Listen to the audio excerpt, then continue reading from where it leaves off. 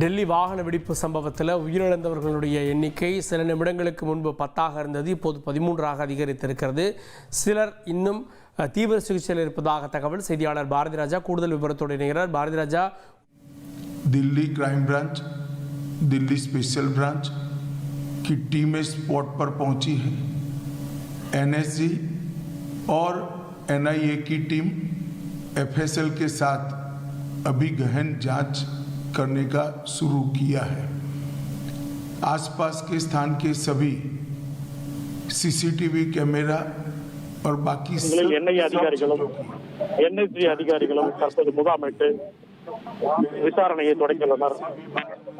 Special branch के in charge से भी बात हुई है। सीपी दिल्ली और स्पेशल ब्रांच के दिल्ली காவல் ஆணையரிடம் பேசினேன். அவர்கள் அனைவரும் சம்பவ இடத்தில் தற்போது முகாமிட்டு புலன் விசாரணை நடத்தி வருகின்றனர். इसकी गहन जांच की जाएगी। सभी ऑप्शन की அனைத்து கோணங்களிலும் விசாரணை நடத்தப்பட்டு விரைந்து புலன் விசாரணை முடிக்கப்பட்டு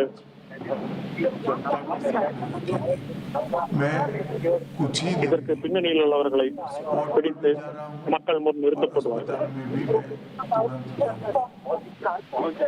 விரைவில் மருத்துவமனைக்கு சென்றும் பார்வையிட உள்ளேன்.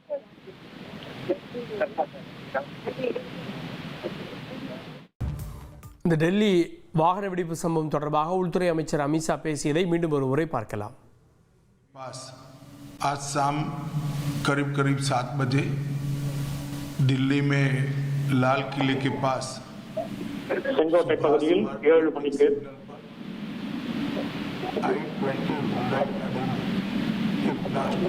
ஹுண்டாய் i10 வாகனத்தில் வெடி விபத்து ஏற்பட்டது. இதனால் அருகில் இருந்த வாகனங்கள் தீப்பிடித்தன. இதில் பலர் பலியாகி இருப்பதும் காயமடைந்திருப்பதும் தகவல் கிடைத்துள்ளது.